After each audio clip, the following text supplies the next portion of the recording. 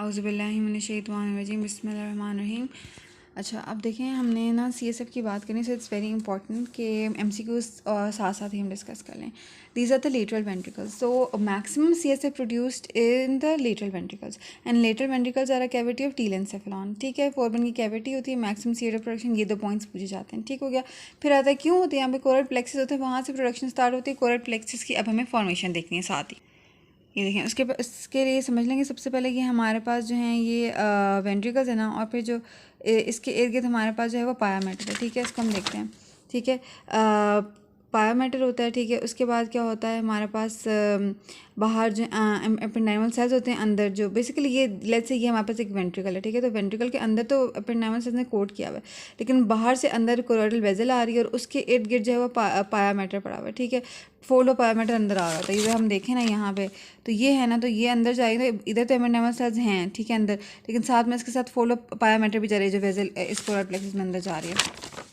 ठीक है, तो इस तरह से होता है। अब क्या होता है कि ये कोरोइडल वेजल, आर्टरी वेन और फोल्ड ऑफ पायामेटर, इनको हम कहते हैं टीला कोरोइडा। ये 3 चीज़ें टीला कोरोइडा होती हैं। अगर इसके ऊपर हम एपेंडाइमल सेल्स को भी कंसिडर करें तो फिर हम उसको कहते हैं कोरोइड प्लेक्सस।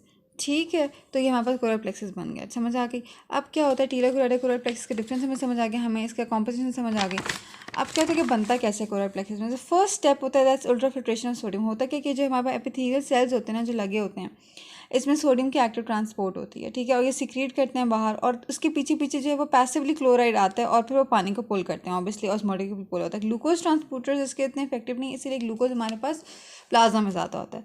अब क्या होता है कि और पोटेशियम की ना रिवर्स ट्रांसपोर्ट हो रही होती है CSF से ब्लड में, तो इसलिए पोटेशियम भी ब्लड में ज़्यादा होता है। ये हमें समझ आ गया बनता कैसे है। और अल्ट्राफिल्ट्रेशन सोडियम फर्स्ट स्टेप होता है, MCQ आता है।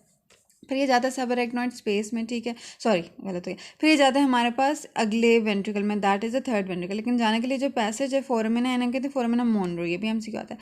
फिर थर्ड वेंट्रिकल में चलेगा। अब थर्ड वेंट्रिकल किसकी कैविटी, कैविटी ऑफ डायनसेफेलॉन, ये भी MCQ। ये टीलेंसेफेलॉन के थे, ये डायनसेफेलॉन की कैविटी। फिर नीचे जाता है, नीचे हमारे पास जाता है ये सेंट्रल एक हमें नजर आ रही है डक्ट, इसको हम कहते हैं सेरिब्रल एक्वेडक्ट ऑफ सिल्वियस। ठीक है, ये है कैविटी ऑफ मिड ब्रेन या फिर मीजेंसेफेलॉन, ये भी MCQ। एक और पॉइंट है कि ये जो हमारे पास होती है सेरिब्रल एक्वेडक्ट, इसके फ्लोर में क्या है, असेंडिंग रेटिकुलर फॉर्मेशन। ठीक है, फिर आता है कि मोस्ट कॉमन ऑब्स्ट्रक्शन हाइड्रोसेफेलस में कहाँ पर होती है, तो वो इसी जगह पे होती है। यहाँ पे मोदी का सबसे नैरो पॉइंट होता है, ये ऑब्स्ट्रक्ट होगा।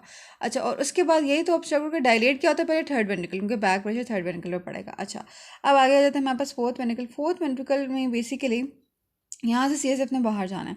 ये लेटरली यहाँ पे 2 फोरामिन है, फोरामिन ऑफ लश्का, ऊपर थे फोरामिन ऑफ मोनरो, लेटरल से थर्ड के दरमियान।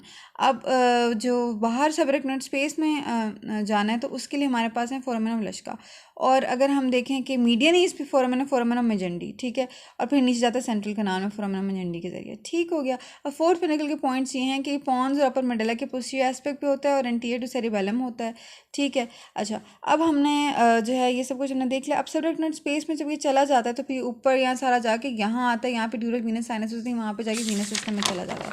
अब इसका सिस्टम में ये डिटेल डायग्राम है कि ये हेमिस्फीयर था ना, ये तो ये आया, ये सबरेक्नोइड स्पेस में आया। हमारे पास क्या पैड था ना, पाया, एरेक्नॉइड और फिर ड्यूरा।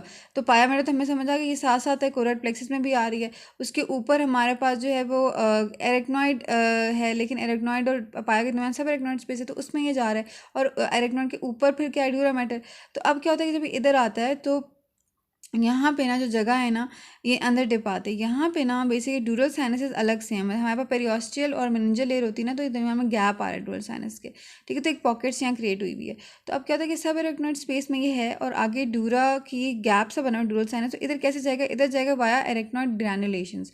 छोटी छोटी इधर प्रोटेक्शंस होती हैं, ये हम देख सकते हैं, ऐसे छोटी छोटी जहाँ से गुजर के ये ड्यूरल साइनस में ड्रेन हो जाता है। ठीक हो गया, तो ये सिंपल सी बात हो गई।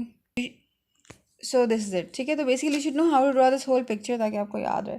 फिर अब मैं MCQ पॉइंट्स डिस्कस कर लेती हूँ।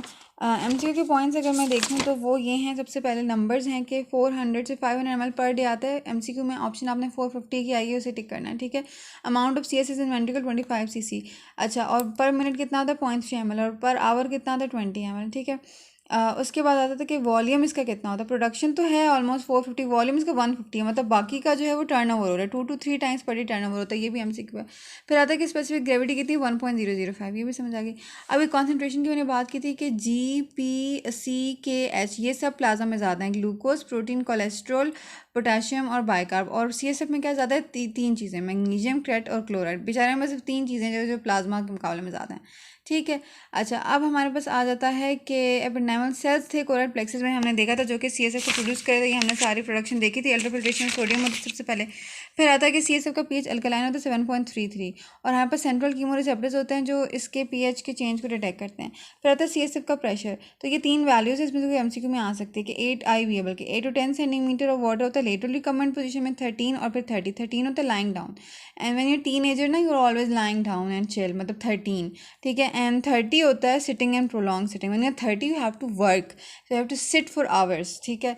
तो 13 हमें समझ आ गई, 30 आ गई, और 8 to 10 मतलब लेटरल रिकमेंड, ठीक है। फिर आ जाता है कि रिटर्न। अच्छा, ये सारे पॉइंट हमने डिस्कस कर लिए हैं।